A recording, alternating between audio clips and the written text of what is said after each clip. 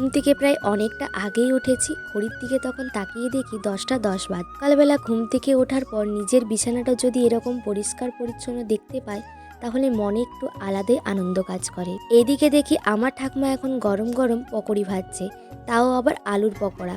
আমার ঠাকুমার হাতের এই আলুর পকোড়াগুলো খেতে আমার তো ভীষণই ভালো লাগে। আমাদের বাড়ির সামনে একটা বড় পুকুর আছে, এই পুকুরটার নাম নন্দী পুকুর। বেশ কিছুদিন হলো এখানে দেখছি মিস্ত্রি কাকুরা কাজে লেগেছে। পুকুরের যে সামনের পাড়টা রয়েছে সেটাকে নাকি শুনছি পাকার সান বাঁধানো হবে। যাক, একটা ভালো কাজই হবে। এদিকে দেখছি রাস্তার ধারে একটা কি সুন্দর কুকুর বাচ্চা বসে আছে, যাকে দেখে তো আমার ভীষণই ভালো লেগেছিল। তারপর তো বাচ্চা কুকুরটি আমার পিছনে পিছনে ছুটেই চলে আসে। আলুর বস্তাগুলো কেনা হয়েছে গরুকে খাওয়ানোর জন্য। এখন আলুর দাম অনেকটাই কম, তার জন্য এই বস্তাগুলোর দাম পড়েছে পার পিস 50 টাকা করে। এরই সাথে কিছু আলুর শাক আনা হয়েছে মাঠ থেকে, যেগুলো গরুকে খাওয়ানো হবে। এদিকে দেখো আমার মাকে সকাল সকাল স্নান করে নিয়ে এখন আলতা পড়ছে বসে বসে। আজ যেহেতু শুক্রবার তাই মা সন্তোষীর পুজো আমাদের বাড়িতে করা হয়, ওই জন্য আর কি মা সকাল সকাল স্নান সেরে এখন পুজো করতে বসে পড়েছে। মায়ের তো এদিকে পুজো প্রায় কমপ্লিট হয়ে গেছে, তারপর মা বসে বসে এদিকে পাঁচালি পড়ে নিচ্ছে।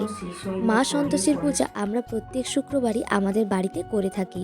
এরপর খাওয়া দাওয়া করব বলে নিয়ে নিলাম অল্প করে মুড়ি, আর তার সাথে নিয়ে নিচ্ছি একটু মিহিদানা, আর সঙ্গে তো আছে তার সাথে গরম গরম আলুর পকোড়ি। খাওয়া দাওয়ার সারা তো হয়ে গেছে, এরপর পড়তে বসেছি।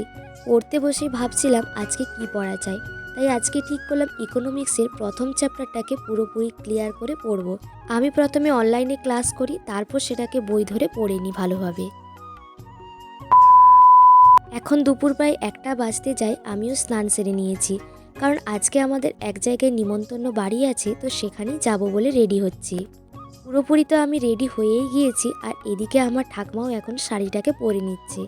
আজকে যেহেতু মা কাকিমা কেউ যাবে না, তাই আমি ঠাকুমা আমার ভাই আগে যাচ্ছি, তারপর বাবা কাকুরা পরে যাচ্ছে। তারপর 3জন মিলে গল্প করতে করতে আমাদের এই গ্রামের সুন্দর পরিবেশটা দেখতে দেখতে আমরা যাচ্ছিলাম।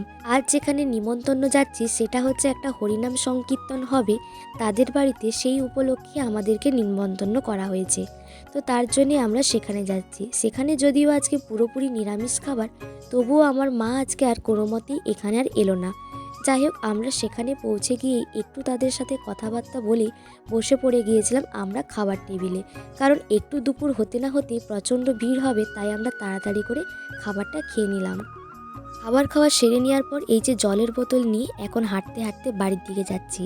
যাওয়ার পথে সুন্দর সুন্দর দুটো বিড়ালের সাথে রাস্তায় দেখা হয়ে গেল।